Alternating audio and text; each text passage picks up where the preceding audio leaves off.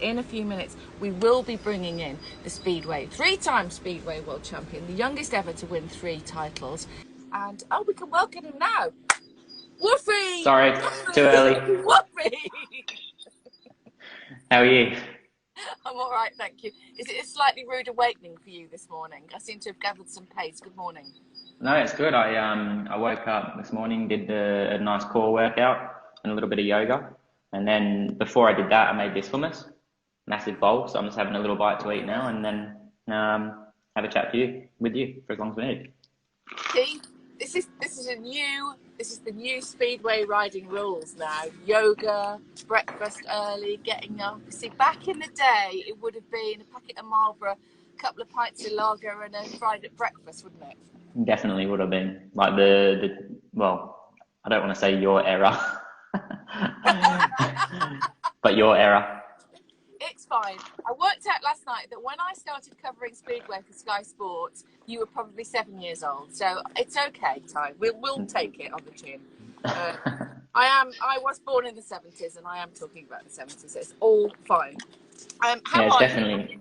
Where are you? You're in Poland right now, right? Yeah, so I have to self-isolate for 2 weeks. The police come and check in the morning that we're here. My friends stay in probably about a 5-minute walk from here. Max Frick and Dan Bewley, another rider that rides for us. So yeah, we all flew out together, and yeah, just happened to get through this kind of like period of not being able to leave the apartment, which kind of sucks. But yeah, and I'm really like extrovert person, so sitting in an apartment on my own doesn't really help me. No. Well, you're always welcome to, join us here in the morning. So, are you going to be racing soon then? As you've gone there, is there a date to start racing? What's the state of play in the Speedway world? It's really crazy. So we're looking at running in empty stadiums in Poland, in the Polish league. So for the people that don't know, you can race for different clubs in different countries. So you can just fly in and fly out, which I'm sure you already know. But yeah, so I race for a Polish team. I'm contracted to Wrocław, and yeah, we start on the 12th of next month. So I had to be here on the 8th, no later than the 8th, to do my 2 weeks quarantine, and then start doing all the pre-season testing, which we would normally do in March, early April. So everything's just been set back, but we normally have a month in the middle of the year where we have a break. So we're just going straight through now until the season's finished. Now, how does that work for you? Because I've watched many interviews with you over the years, and I know that time before the season starts is vitally important for you. And that's where you can up your percentage game in terms of diet, training, and all that kind of thing before the massive amount of travel kicks in. So how is your head, and how has this affected you? Kind of only just knowing now when the season's going to start. It hasn't affected me in a negative manner. It's more a positive. First of all, I don't look at Speedway. I don't follow it. I just when I rock up at the track, I do my job, and then I go home and switch off from it. And I'm really happy that I'm able to do that, because it allows me to go home and spend time with the family and not think about work, because it essentially is work. I still love it, still, thrive on that, getting as much speed out of the bike and being borderline out of control, but in control, to the point where it's pulling that hard that you kind of imagine like a MotoGP rider going into the corner and being that hard on the brakes that they're going to tuck the front, but they're not, because they've just got it. So I've thrived for them kind of feelings. So my love for the sport's still there, but I can switch off. So for me, when we got back to the UK early March, and realised that nothing was going to happen for a bit, it was a perfect opportunity for me to finish the farm off that I've been working on for the last 3 years, and just go around and do all the little jobs that hadn't been finished. I'm sure hundreds and thousands of other people have been doing the same. So that for me was a positive, and I just continued my training. Obviously broke my back last year, so I've added a bit of yoga in. Now I'm in lockdown, and obviously, I'm not at home, so I haven't got the girls here. So I'm so like, I have so much time. Not that I want time, but I have it, so I need to use it wisely. So yeah, work out in the morning, work out at lunchtime. I'll do yoga in the afternoon. Yeah, so I'm training about 6 hours a day at the moment. That's an incredible dedication. The girls, where have you left the girls? Are they in the UK or Australia at the moment? No, they're back at home in the UK. We left Australia to come back, and then we got back to the UK and was like, oh, like, could we jump on a flight back to Australia? And then we decided to stay, and spring was happening, and the flowers was coming out, and it was all beautiful and nice. And I've spent a lot of time when we renovated the property. I spent a lot of time on the garden. I have a big thing for the songbirds, so this is a complete opposite to Speedway. So yeah, I like seeing the birds in the garden. So when we planted all the garden, with the back garden's 1,000 square meters of grass surrounded by a huge garden border with trees and bits and pieces in. So everything we put into the garden was to bring the birds. So that was nice to see that kind of all unfolding. And I guess if the girls came out, there's obviously the risk of them getting sick, and we don't really know like what the situation is. Faye doesn't speak Polish, so if anything happened here, it would be quite tough. And at the moment, it's a one-bedroom apartment that I'm staying in, so that would have been quite tight. But on the flip side, Faye's mum and dad live at our house as well, and her brother and her brother's girlfriend. So we've got a pretty cool setup. It's super easy, and it's every day she can take the girls out in the back garden or the side garden or walk around the lake, or Riley likes to go on the 110, so I take her on for a ride on the 110 most days.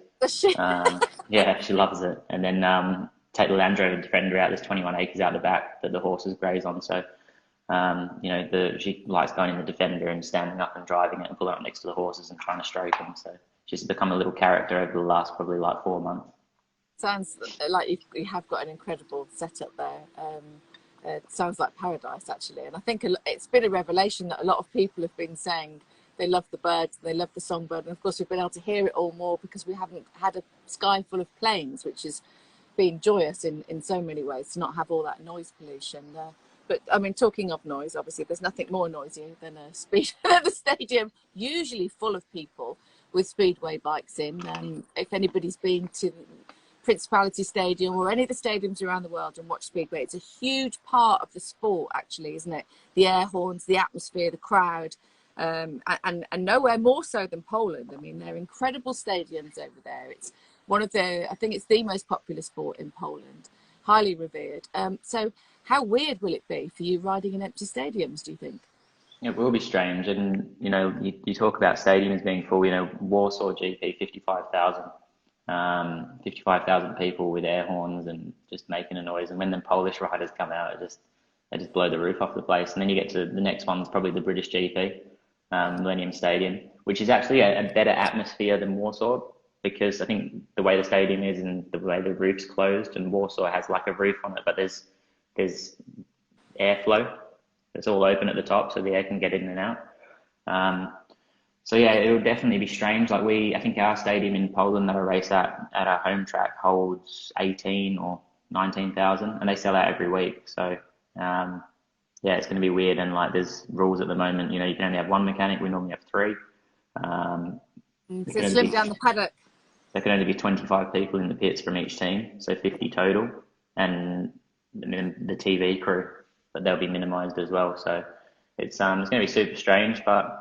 It's just you just got to roll with it. It's the way it is, and just kind of live in the moment and kind of enjoy being able to race with no people there.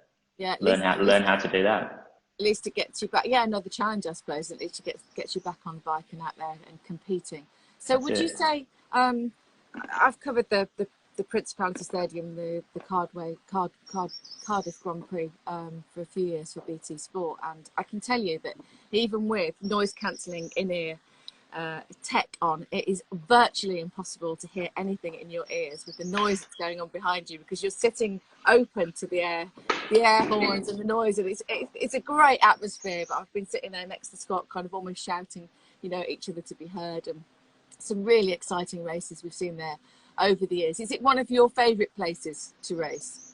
Yeah, 100%. Being a British rider and having the opportunity to ride in a stadium like that, in front of that many people, it still blows my mind, like, just thinking about it. Like, I literally feel like a king when I walk out. Like, however they do the opening ceremony, it's different every year. I just walk out and just, like, look around and the whole place has erupted, and I'm like, sometimes I have to pinch myself because I still feel like I'm that kind of like, I'm still that kid that came over from Perth, and I still see myself as that person. You know, I used to go surfing before school and go to school, and I don't feel any different from then as I do now. But now I've won 3 world titles and I have a huge fan base.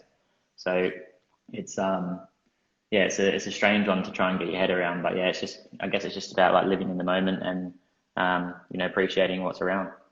And can you dip in and out of that kind of rock star life that you obviously live when you come to the British Grand Prix and everybody's, you know, wanting a piece of you, and you know, you're super busy, and like you say, you walk out and you feel like Madonna at a pop concert or whatever. Can you also be anonymous? Because Speedway in the UK, you know, it's not as big as football or rugby or cricket. I mean, you do have a particular look, so I think, you know, you do stand out in a crowd, but can you balance that? Can you go to the shops and get your shopping without any, you know, anybody kind of hassling you? Or where are you within that realm of being famous? So it went from like, prior to 2013, it was like once in a blue moon someone would recognize me. Then after I won my first world title, I noticed that people was recognizing me in Australia, like a couple of people. They was normally British, because Perth is like, you know, the majority of people are British there anyway. Yeah. So it's like England.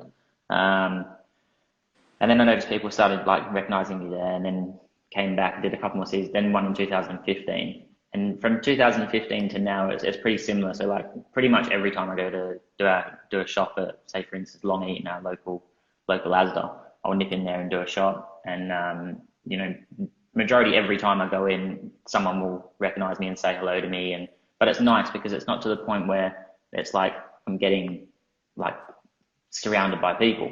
Like I would hate that, like being like a football player or something.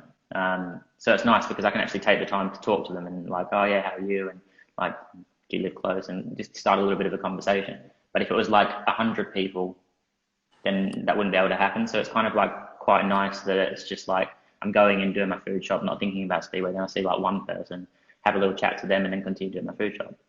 So it's kind of the best of both in a way, because you can actually live a normal life and just go about your business, but also you do have that kind of pocket of adoration when you're racing, which is quite nice, really, isn't it?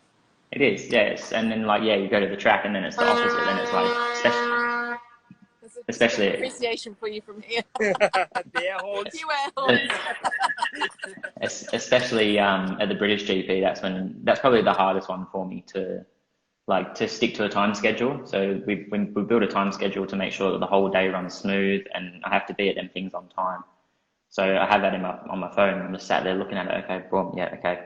Need to get there. Need to leave here now. And sometimes transiting from one place to the next is the issue, because again, like people will recognize me and then they want to talk to me, and it's like, I'm like, super sorry, like I have to be in this next place. And I'm sure they think I'm saying it just to like get away. But I've always been the one that say, like, I think that a lot of riders forget that without the people that come and watch us, we wouldn't be able to do what we do.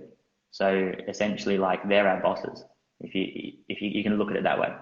Yeah, because if they didn't come and watch us race and they didn't pay to come in the gate, then we wouldn't be able to do what we do. So it's not hard to take the time to have a chat with somebody, and it's nice to meet new people and see what they're about and who they are.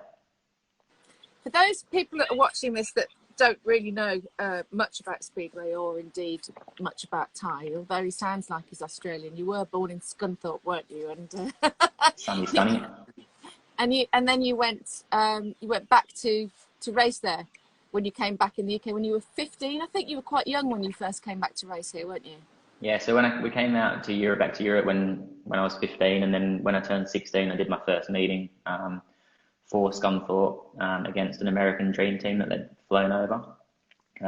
Just a bunch of kids just learning, and obviously I was a kid just starting, so that was good. And my first meeting, I think I got like, I don't know, 13 or 14 points or something out of like a possible 15, so it was like super cool. And that was kind of like my first like step into the sport.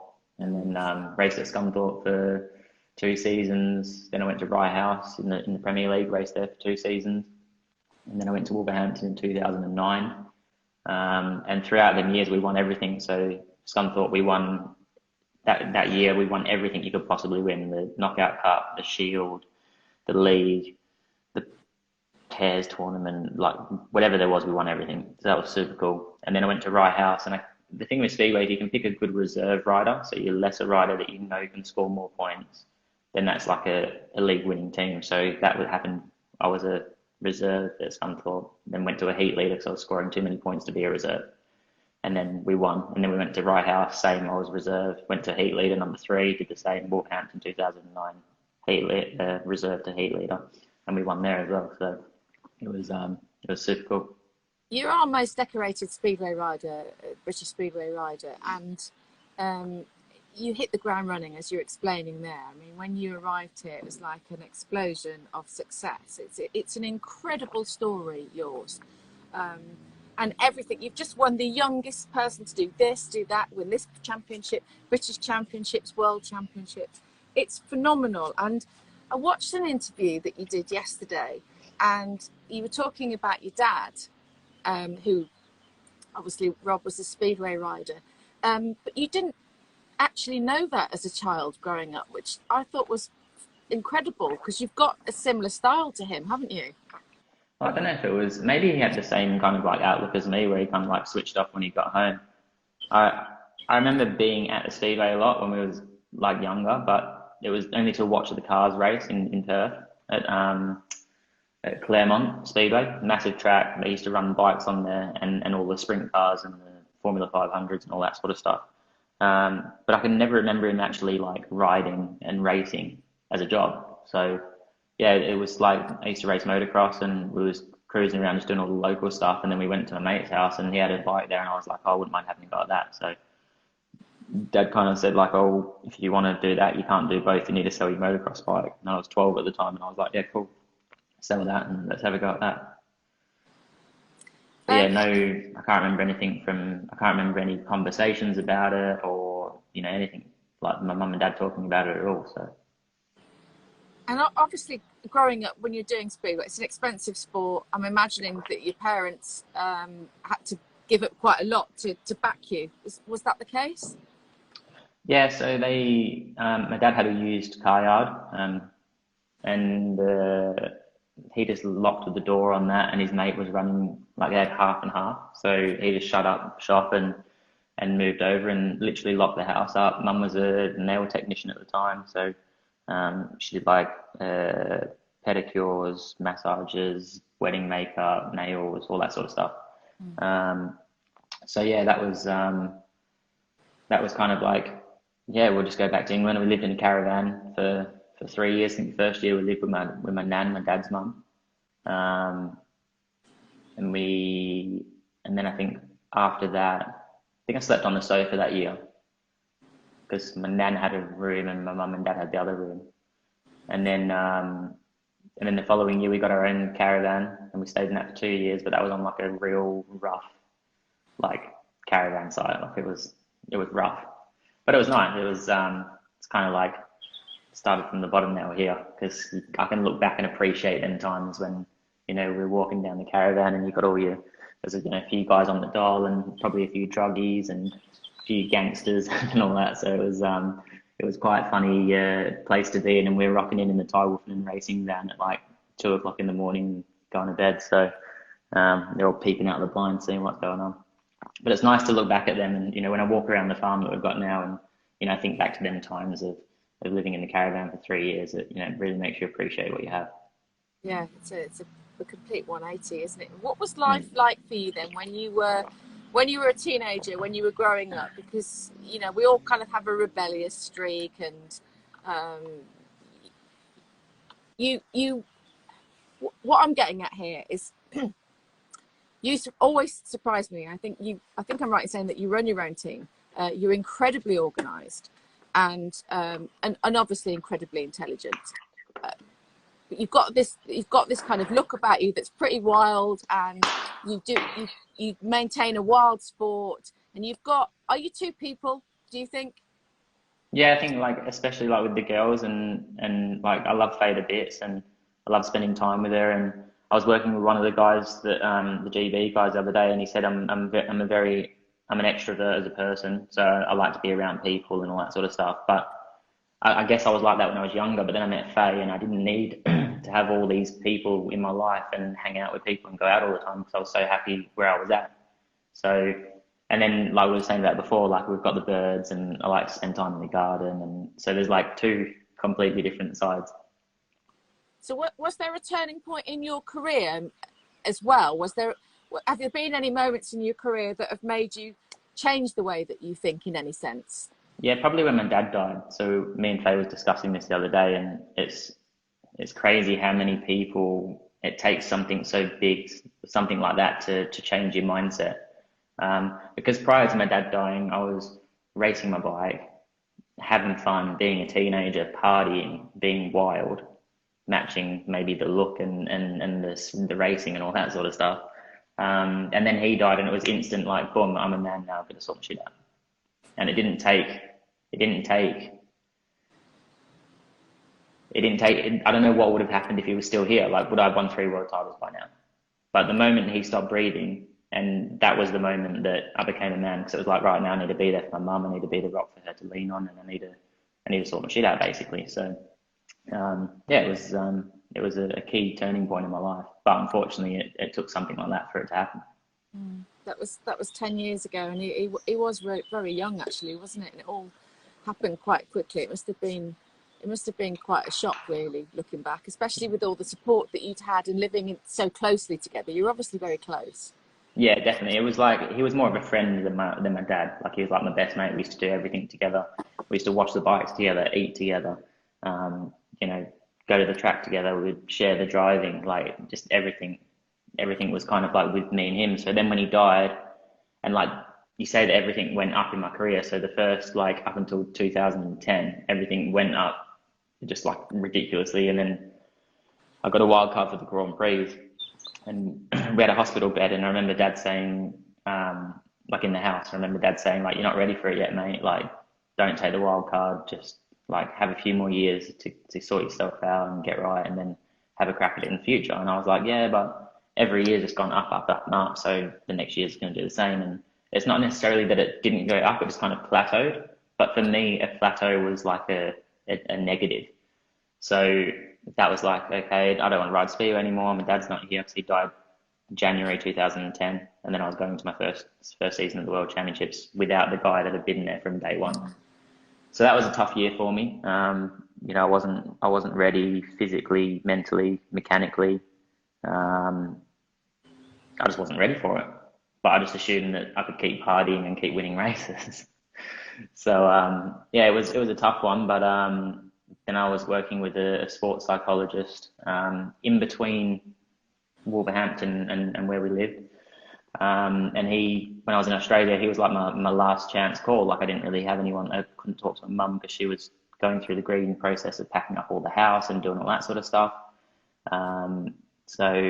And I was completely off the rails when I got back to Australia. I was going out partying with all my mates and just being a complete arsehole. And then I just called him and said, look, this is where I'm at. This is what's going on. And he literally got me to write down on a piece of blank paper, cross down the front and down across. So I had 4 boxes. And it was like Australia, UK, pros and cons. And then I had to just like write, so what's the pros to staying in Australia and not riding Speedway? And I did that and filled out all the boxes, and I then saw it in black and white that going back to racing England was like more beneficial for me. So I went back, and then halfway through 2010, my chief mechanic Jacko started working for me. So he's still working with me now. So I've been working with him since then, and yeah, it's just been a process of growth.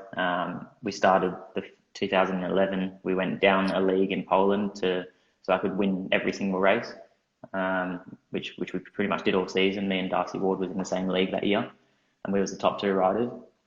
And yeah, we just kind of got our heads down and focused on the bikes and how we could improve this, and you know, started looking at marginal gains and things like that. And 2011, it probably wasn't even marginal gains. It was like, okay, we can improve the bike by 25%, we can improve you by 150%.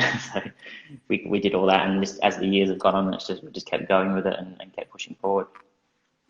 It's incredible, actually, how something as simple as just writing down the pros and cons in anything in life really can help you, can't it? And obviously massive decision for you there, which was probably a turning point as well. But for anybody that's got anything going on, to do that and you look at it there and there, whether it's a decision about a relationship or where you're going to live or a job or anything, it's always so, it's something I do as well. It's always so helpful just to see it, because you just go, well, I've just written that, so that is what my subconscious obviously thinks, you know, that I need to do. I did it a couple of days ago, and I've got the paperwork here that I wrote it down on. So I did it online, an online kind of like thing about your personality, Right. which hundreds of thousands of people have done. And you know, it says like openness, thinking outside the box, new ideas, enjoy exploring, and that's like pretty much me. And the average is 58%, and I scored like 89%. So I was quite high on openness. Conscientious, average is 55%. I was up high 80s. Successful in sport, determined, organized, ambitious. And as I was writing it all down, I was going like, yeah, this is me. Like, I might not have thought it. I kind of like knew it was back there, and I knew that I had these things, but writing it down was again seeing it in black and white, and it's right in front of you, and it kind of like, I can then acknowledge that and move forward with it. Sorry, the Geordie Lodges was writing down something that I can't understand. I wouldn't know what the link is. What the link goes online to do this. Oh, to do the personality thing. I'll send it to you later. Okay. So I don't know how the link is. I'll send we'll it. post it later. Yeah, We'll post it later. Thank you. This isn't about you, Geordie Lodger. This is about Breakfast Clubbers. I know, but the Breakfast Club might want to know about this personality link. Yes, it sounds very interesting. Okay. All right. I've got loads of questions for you from people. Just before we get to that, just to kind of close the circle of what we were just talking about. Obviously, to be a world champion, you have to have incredible mental strength. To do it 3 times. In the world that you live in, where you are on the road so much, because not only do you race in Poland, you also race in Sweden, and you have the Grand Prix every other weekend. I mean, it's such, you guys are the busiest sportsmen that I've ever come across. It's an amazing life. And how important is the mental strength, do you think, to be a successful speedway rider? 100%. I think any professional athlete that's been successful, for instance, on this form that I filled out the other day, you know, the majority of high-end athletes that are successful or won world titles, or, you know, probably play for England or high-end football clubs, will probably have a similar score to me. So similar personalities, you know, leaders, all that sort of stuff. And you can't change somebody's personality. That's just who they are. And if you think, oh, I want to, like, once you've done this test, it gives it to you in black and white, so you can see, okay, that is my personality. I can't change my personality because that's who I am. I've answered all these questions truthfully. But then it's about understanding how you can work with that and change little things, or, you know, when your head's telling you to do one thing which is negative for you, you can switch it and go, no, I'm not going to do that because I know that I need to do this, this, and this. So it's quite a process that you have to go through. But at the moment, I'm just focusing on making myself a better person, being fitter, being healthier. And I think all them things tied in together result in being strong mentally and being able to achieve the things that you want to achieve. I suppose it's also that the chimp paradox, isn't it? When you get those negative thoughts coming in, to block them and to stop them and give you a reason to be able to block them, which is hard to do every Can you single say that? day, isn't it? Chimp! Control. It's on there. I've got a slight delay on my phone. So oh, okay. Right. I'm glad I mentioned that. Very good. Okay. Right, let's do some questions now then. There's one question which I was going to ask you, but I'm going to bring it from a Breakfast Club because I know a lot of people want to know this.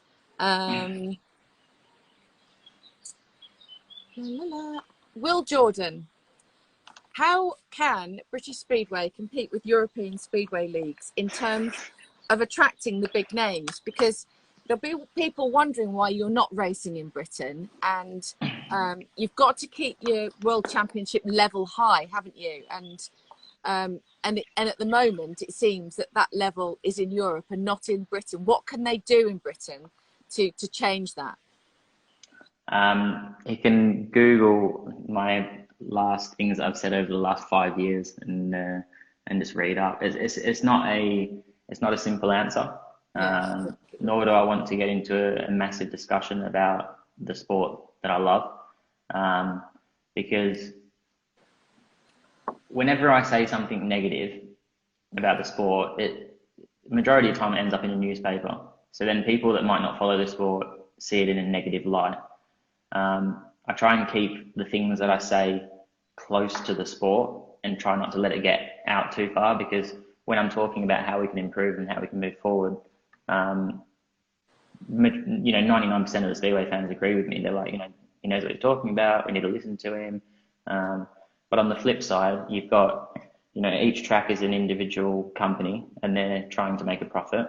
Yeah. And for some clubs, it might just be like, okay, we know that our fans week in, week out are going to come back, and that's going to make us a profit at the end of the year, just based on our fans. And I don't know how much, or if they have the resources to pull all the new fans in and get them there, because the majority of people you talk to, oh, what do you do? I do Speedway. Oh yeah, my grandfather used to watch that. He used to take me every week. And it's like, okay, well, why don't you still go anymore? I don't know. It's just, so that's a massive thing. But I don't know, I guess, like for instance, when we fly to Sweden on a Tuesday morning, we fly from Stansted, there's about 20 riders on the flight sometimes, because they've all raced in England on a Monday night and they all need to get to Sweden to race on a Tuesday. So, we stood in the airport with all the boys and we were having a coffee and everyone's talking. And last year, when I was listening to all the conversations, there wasn't one positive thing said by any of the riders. They was just all shit canning it, going, this is crap, this is crap, this is, and I'm sat there going, man, I definitely don't want to ride there. So, but yeah, like you said, like I'm trying to compete at a world championship level. So for me to stay sharp at that world championship level, I need to be racing the best guys in the world week in, week out. So that's why I race in the leagues that I race. So I dropped Sweden I dropped Sweden at the end of last year. So this year I'm not racing in Sweden. I'm just doing Poland in the Grand Prix. Okay. And I did that based on, I believe that if I have a little bit more time to myself, spend with the family and focus on my fitness and my nutrition, that I can be a better person on the track when I race in Poland in the Grand Prix. So that was my thought process behind that. And with the COVID-19 thing going on, it's made it difficult to race in two leagues anyway. So, it is what it is, and they're the decisions I've made, and I'm striving to be the best. I've said before, I want to win 7 world titles, because that'll make me the greatest of all time. And people are going, well, how can you win 7 world titles? Well, I've got it all wrote down on here, and I know that I can achieve that. I believe that I can achieve that. I've got it in black and white. And a big thing that people have is you can't just set yourself a week by week goal. You can live in the moment week by week, but you have to have a long-term goal. And someone like me, and the way my personality is, if I have a long-term goal, then I will push to achieve that, because that's my personality. Well, if you're anything like Greg Hancock, you've still got another 20 years left to Yeah, exactly. Exactly. I was telling my Geordie lodger last night we were talking about Speedway, and he's someone like the people you're talking about that used to watch it, that saw it as a kid and everything, and I was trying to update him, and I was talking about Greg, and I was just saying, for a sport that's so physical and so extreme, to have a guy riding at the age of 49 as he was, is at top level, is just incredible. I mean, he is a Terminator, Greg, isn't he? I know he's retired now, but it's phenomenal to think. It's like, I mean, Valentino is 41, but Greg was 49. Yeah, and unfortunately he had to retire for reasons that was out of his control. So that's super sad to see someone like that leave the sport. And how much further would he have gone? How many more years would he have rode for? Because he still loves it. He thrives off it. And I think that as long as you thrive off what you're doing for a job and you enjoy it and you love it, then you can just keep going. I don't think there's any age limit. I think Speedway's a little bit different, because it's maybe not as physical or mentally demanding as something like MotoGP or motocross, or I don't know. I'm not sure. For me, it's hard for me to say it, because for you might go, wow, that's like ridiculously like insane. But for me, you become the water. You kind of flow with everything, and when you're on the track, it just happens. It's not forced. Everything just flows. It's not hard. It's just like you're just riding the bike. It's like riding a push bike down the road. Do you know what I mean? It is to you, maybe. Yeah, to me. So that's what I mean. So that's why you can. Yeah, your natural talent, your preparation, all the hard work you put in.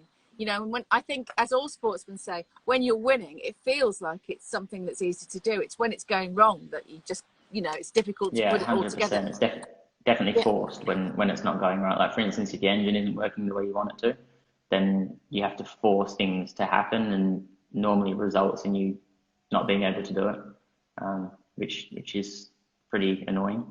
But yeah, I don't know. There's no time limit for me. It's just, as long as I keep enjoying it, I'll keep doing it. As long as I don't get sick of the sport and the politics that's involved in it, I'll keep going. But if one day I wake up and go, you know what, I've had enough, then I'll be happy to shut up shop and start the next venture of my life. Well, it sounds like you've got, you know, another life outside of Speedway, which is probably good as well. And I guess all sports have their politics. You know, if I was speaking to Catherine Merry or Colin Jackson or athletics, football, rugby, cricket, you know, I think everything has its frustrations, doesn't it? But, you know, while you're enjoying it and while you're winning, then we love watching you. So did I hear you say before that Valentino is signing a 2-year deal? There's heavy talk that he's going to, the deal with Petronas could well happen. So with an option as well, not just for next year, but possibly the year after. It's not confirmed, but there's quite strong talk of that. If there's strong talk, it's probably true. I think it's crazy, but you know, he's one of the sporting greats, so you know, good on him. Wish him luck. Yeah, I know. Well, we just don't know what's happening at the moment. It's difficult to comment, really, isn't it, when we haven't got any racing? Right, a few questions from our breakfast clubbers. Bruce Driffield would like to know, how much time do you spend travelling as the bird song just echoes around the garden here? How much time do you spend? I've never actually sat down and worked it out, but for instance, let's say a few years ago when I was racing, 2013, I was racing, no, I wasn't, 2014, I raced Sweden, Poland, England and the Grand Prix. So I'd fly to the Grand Prix on a Friday morning, practice Friday afternoon, race the Grand Prix Saturday night, drive all night to get to Poland to race on Sunday. So in the van, we'd just jump in. Probably, if I was on the podium, we'd leave the track at about 1 o'clock in the morning, drive all through the night to Poland, say get there 11, 12 o'clock, wake up, have some lunch, then start the meeting between 3 to 7, depending on which time slot the team has that day. And then I would get on, well, either travel to the airport from where I was flying out to, because I then fly to England on Monday morning. And then that was normally a 6 o'clock flight, which is 6 o'clock, so that's 5 o'clock UK time. You need to be there an hour before. That's 4 o'clock, half an hour trip from the airport. So you're waking up at 3:30 UK time. And sometimes after Poland, you have to travel. So if it was racing in Wrocław, my flight was from Poznan, I'd have to travel to Poznan before I could go to sleep in the hotel. So you're working on 3 hours sleep. And then land in England in the morning, drive to Wolverhampton, race at Wolves Monday night, then get in the van after a race, drive back down to Stansted, fly to Sweden Tuesday morning, race Sweden Tuesday night, then back to the airport, and then Wednesday morning fly back to England. And hopefully you wouldn't be racing anywhere on a Wednesday, but you might be racing at Poole on Wednesday, then Swindon Thursday, then have Friday off, or you might race at Poole on Wednesday, have Thursday off, and then race at Lakeside on Friday. So it was just way too much for me, physically and mentally. It was too hard, and that's when I started to say, right, I need to focus on where do I want to be, what do I want to achieve, how am I going to do that? So otherwise you're spreading yourself too thin, aren't you? So I think the answer to Bruce is just too much. There's been too much travelling. Scott Hinchman would like to know, who's your best mate in the Speedway world? Best mate in the Speedway world, I've got a few. I get on with most of the Aussie boys, Robert Lambert, Dan Bueller, pretty much all the GB squad. Get on really well with them. Hancock, there's a couple of guys that I can call up and have a chat to. But on the flip side, when I go home, I switch off from the sport, so I tend not to do it. But when I'm there, talking with all the guys, it's like we're all mates anyway. So, because it's funny with Speedway, so like we might be racing against each other in the World Championships. Like, say, for instance, me and Marcek Janowski, he's a friend of mine. We race against each other in the World Championships on a Saturday. Then we race together as a team on the Sunday. And then when he was racing for Poole and I was racing for Wolverhampton, we'll be against each other again on the Monday. and then we might be against each other on the Tuesday if our team's racing on a Tuesday. So it's like, you know, we travel together, but then we race against each other, and we travel together, race against each other. It's quite unusual, really, isn't it, to have that? I mean, when Carl Fogarty came on here, he basically said, I just hated everybody. He said, I hated everybody. I was competitive against everybody. But clearly, in your world, that doesn't work. Otherwise, it'd just be too much hate, too much negativity. It drags everybody down. But there's and quite it's a not lot that. of It's people like, that said, for instance, like if you need an engine taking somewhere, like if you, one of you guys, you know, one of the Danish riders lives in Denmark and you're tuning this Danish tuner, and you can go, oh, can you just like chuck the engine in the back of your van and drop it off at old mates on your way home? You know, you can do things like that. But if you hate everybody, then you just make your life harder. Yeah, so it really is a connected community, and you don't want to be ostracised. But a lot of people are asking about Nicki Patterson. Why is he not liked? I mean, he is liked, isn't he? Yeah, he is liked. He normally gets booed at every stadium, but he has got a good fan base. Though. Yeah, you know, at the end of the day, like I've had my run-ins with him, like pretty big run-ins, and he's a very good businessman. He's done well for himself financially through the sport. He's done what he needed to do. He's succeeded in life. He's won world titles. He's one of the riders, I think of only 2 riders that won back-to-back world titles. There's not many people that have gone back-to-back year after year. So, you know, there's always a nice thing to say about somebody. But, you know, on the flip side, yeah, he's that kind of like villain rider that everyone kind of like says, oh, you know, this, that and the other. And, you know, it is what it is. It's in every sport, so. Yeah, well, it does add, I suppose, to the entertainment on the night, and I'm sure he's pretty much used to it. I mean, even I used to interview him. That's how long he's been around. Another question from the Breakfast Clubbers. Which country? This is from Cami Wolfie. He's presumably a Wolves fan. By the way, Scunthorpe, Wolverhampton. I mean, you know how to live the heights of the UK community. Which country has the best support network for young riders, Tai? What do you think? Australia. I would say, well, it's hard to, I don't really know the ins and outs of Sweden and Denmark, but I know they have a lot of junior riders coming through the APCC ranks. But Australia has a really good, 125 series where the kids can start racing from, I think when they're 11 or 12 or something, they can have a 125 and they race to 16 and they can get on a big bike. But by the time they get on the big bike, they would have already done a couple of years practicing on their own, and then they'll be ready to go to Europe. So you do see a lot of Australians coming through the ranks. But yeah, Poland, like a couple of years ago, I think it was 2018, we finished second to Poland in the Speedway of Nations. And that was their under 21 team that was in the senior team. So they ran their under 21 team from 2 years before as their senior team to win a gold medal. So Poland have got quite a good group of kids coming through as well. But now we've got the new GB set up. That's all kind of, there's a lot of things working there and behind the scenes, and I have a lot of involvement in that, and it's really positive. It's really positive. I was going to ask you about that, your involvement in helping young riders, and whether that was something that was very important to you. Yeah, so I go a couple of times a year. I go up to do one of the No Limits camps where all the kids are there and their family, and have a chat with the kids, have a chat with the parents, and help them on the track, a bit of track craft and stuff like that, help them with the bikes a little bit. And ATPI Travel have a massive input for that.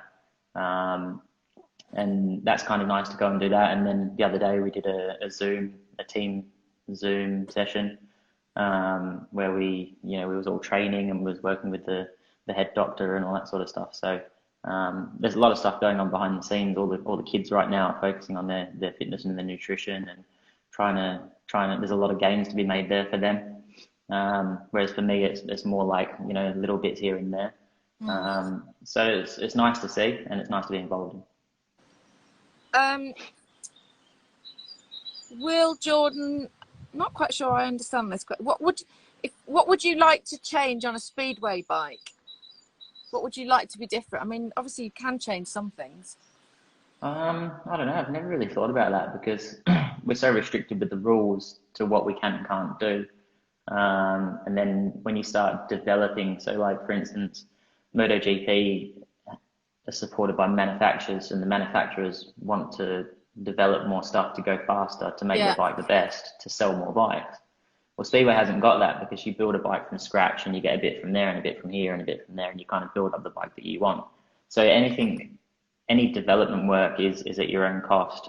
And when you start looking at, like, you know, a couple hours in a wind tunnel, that's £3,000, and then, you know, you start adding all these up, and, you know, you can soon spend, you know, £50,000 trying to develop a bike. But for me, I like going fast. I want the tracks to be real tacky, lots of clay in them, and have a few more horsepower so that we can go faster. Yeah. Which tracks do you like riding at for your style? Oh, for my style, I don't know. I think I'm a bit of an all-rounder. I don't. There's not really any tracks where I don't like. I've had 3 wins in Prague, which is, you know, long straights, tight corners, a little bit of banking. You know, I score about 200 on average, 200 points a year in Poland at Wrocław, and, you know, I normally score between 13 to 15, so a full house in Wrocław, and then away, you know, between probably 8 to 12 points.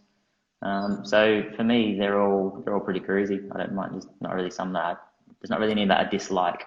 Is there one that holds a special place in your heart, though, for any particular moments that have happened, winning a world title, for example? I've won all my world titles in Torrent, so that was quite cool. So the last round in 2013, the last round in 2018, and the second last round in 2015 was all in Torrent, and that's where I wrapped up my title. So that's kind of got a special bit to it. But then, I don't know, it's hard to pick one because there's so many. So there's like three British Championships at Wolverhampton. There's a under 21 at Eastbourne. There's a under 18 at Lakeside, or an under 21 at Lakeside. And actually, you won the under 18 and under 21 technically in the same year, didn't you? I don't know, did I? Was it the same year? Yeah. Well, it might have been a different season, but I think technically the same. Yeah. Yeah, I'm not sure. Maybe. That was so long ago, but I remember where they was and what I won, and you know, and then even with the team stuff. So we won a world team championship for my Swedish club in Poland at Gorzów. So that one's got a special thing. And all the places where I've won Grand Prix, and places where, like Wolverhampton, we won at Wolverhampton, and then we won, you know, 5 years later or 6 years later or something in Manchester. So basically everywhere where I've won something, there's a nice memory for that. Yeah, understandably. In Wolverhampton, when you won that, did you go out for a curry afterwards at the Belash? I don't know which curry house it is, but Pete always goes to the same one, Pete Adams. So oh, really? I don't know which one it is. I'm just trying to think now. There's like a street, and if you're looking at the curry house, and then you go as you go up the street, there's a little like right turning where you can park. But anyway, I don't know what it's called. Okay. I'm not sure. After a meeting on a Monday night, if you're not feeling too tired, you can have a quick curry before you head down to Stansted to fly to Sweden. I will know it anyway. We'll talk about that one a bit later on. It's just frivolous things then. What kind of things, when you're away from Speedway, when you're not working, what kind of things make you smile, make you laugh? Make me smile and make me laugh. Obviously spending time with the girls. That's that's amazing. I really enjoy training at the moment. It's kind of like a little getaway when I'm out cycling, for instance. You know, if I go out for a 3-hour cycle, then, you know, there's no thoughts in my head. It's just me and the road, hear the gears changing, and it's super nice. So, but yeah, I'm a pretty extreme person. I like to do like I've done the skydiving course. I've raced a sprint car the other year when I was back home. Backflipped the motocross bike with Josh Sheehan down at his place. Corby Skate Park in the UK. Go there on my BMX a few times and just have fun. And I want to do a little bit more on my skydiving. Definitely want to get to the point where I can base jump. And then I can start posting some fun videos on social. You see, for anybody that doesn't know you watching this, it's so interesting. Faye's watching, by the way. Hello, Faye. I hope you're very well. Hey, darling. I FaceTime you after. You want to base jump, you're skydiving, you're doing all these things, and then you'll go home and then you'll do an hour of yoga. which is the complete opposite, isn't it? I mean, Yeah. you couldn't get two things more opposite, and yet No. both bringing different things to you. Yeah, I don't know, I guess it's kind of like having a nice balance. So like every opportunity I get, like I'll wake up, give Riley a milk, and then before I have breakfast, if like Faye's having a line or something, I'll quickly take Riley out and we'll have like half an hour in the garden, 40 minutes, cruising around looking at all the flowers, and she runs through the garden and showing her the squirrels and the birds and the buzzard and the sparrowhawk that comes and takes all the swallows out the sky when the swallows are learning to fly. And it's just, we live in a really nice place, and like the ducks have just had all their babies on the lake and the swans are cruising around, and yeah, it's just super nice and chilled. I think it's nice to have that balance of super chilled and then super extreme. Yeah, I love your honesty as well. I love the fact that you're so open. One more question. If you haven't got any memorabilia there because you're in an apartment. Tattoos. If I didn't ask you about your tattoos, people would be going mad at me. So Sean Ismo said, have you got a favourite tattoo and why? I'd say the favourite one is probably the portrait of my dad on my back and the letter that he wrote me before he passed away. And then in the bottom it says "in God's hands" and a cross at the top. So that's probably the most meaningful one. And then the rest were just like impulsive. So there's a guy called Ronnie Goddard that comes and tattoos me, and he's from Boston.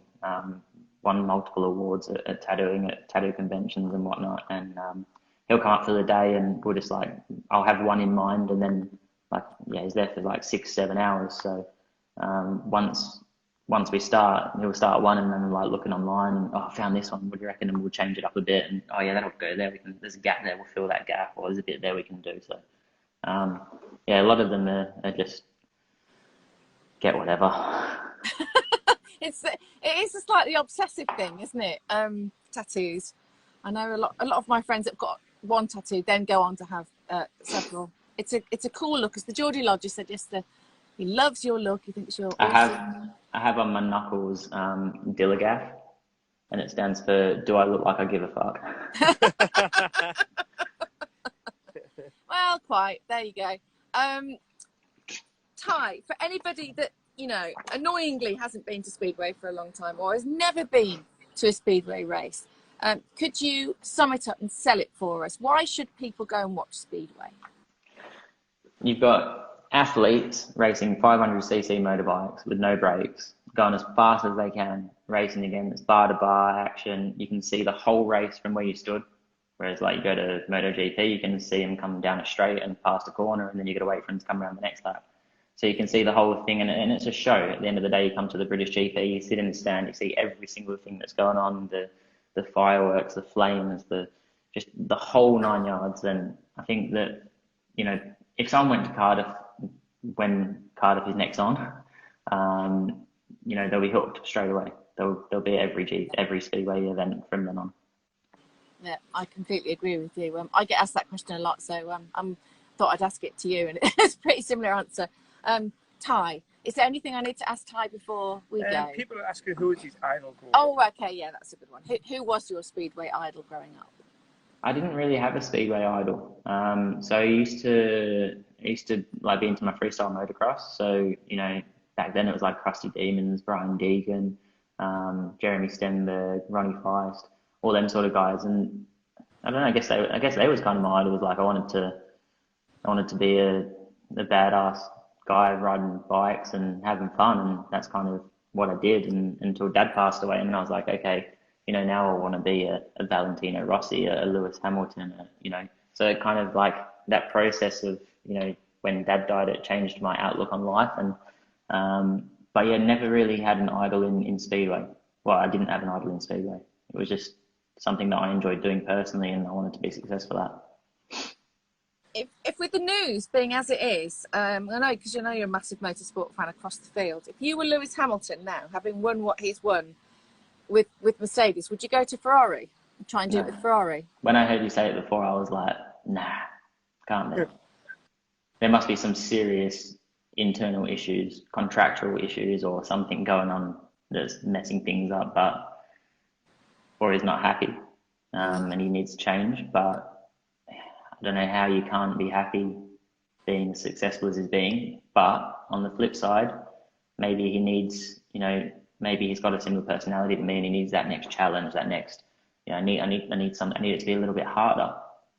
I'm not sure. But I guess only time will tell what happens. But yeah, when you said it, I was quite surprised. Well, I guess with Vettel, with the communication with Vettel breaking down at Ferrari and him announcing that, well, I think they're going to formally announce today that they won't continue in 2021. It does leave the door open. It's quite interesting. Watch this space. Go to Speedway. If you've never been, go. If you haven't been for a long time, go back. Support your local Speedway teams, because more than ever now, they're really going to need it after what's been going on. So as soon as that guys get back up and racing, go. Get your tickets for the Principality Stadium. Go to the British Grand Prix. You will have never had a party like it. It is something very, very special. And Tai, we wish you all the best with the season when it starts. Hopefully it will start when it's supposed to. And with your 7 world titles, 4 to go. Thank you. Enjoy the rest of your day. Thank you. Enjoy the rest of your day too. And thanks for coming on the Breakfast Club this morning. And goodbye to Faye as well. Thanks for supporting and joining in. And you guys, for all of your questions and all of your chat today. I find Tai one of the most fascinating people to speak to in the sporting world. Are you still there? Sorry, I'm talking about you. Oh, you have gone. Okay. He's incredible because he runs his team himself. I think it costs about £350,000 a year to run a Speedway team, and he organises the lot. He does all the travelling, sorts everything out himself. For me, he's a rare gem of a sports person that's really open. He does get some stick because he's honest, very intelligent and phenomenally talented. So, have a look into Speedway if you haven't done so far. It's a great fun sport, and it's short and sharp as well. So, it's really exciting. We all watch it when we're on the MotoGP circus, and I know that Ty's good friends with Sam Lowe's and Alex Lowe's, and I think Sam might be popping on the Breakfast Club at some point as well. Tomorrow, more motorsport, but of the 4-wheeled variety. Jason Plato will be joining us, so that will be quite a mischievous interview, I imagine, with Plato. Loads of stories to tell, lots of character, some good yarns there. And then on Thursday, the lovely Angelica Bell will be here, and we're going to whip up a bit of breakfast actually, which will involve some alcohol, so join for that. I'll post the ingredients in case you want to get involved. Friday, the gorgeous Fern Britton is coming on. She's always my forever daytime TV queen. And on Saturday, hopefully we'll have a little bit of slap bass to talk about, because Mark King from Level 42 will be here.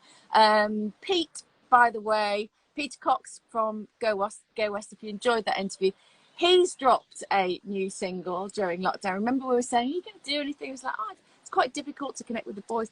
He's got something. Have a look at his Instagram for that. It's a great, great song. Do I have to say anything else, Geordie Lodge? I don't think so. I think that's it.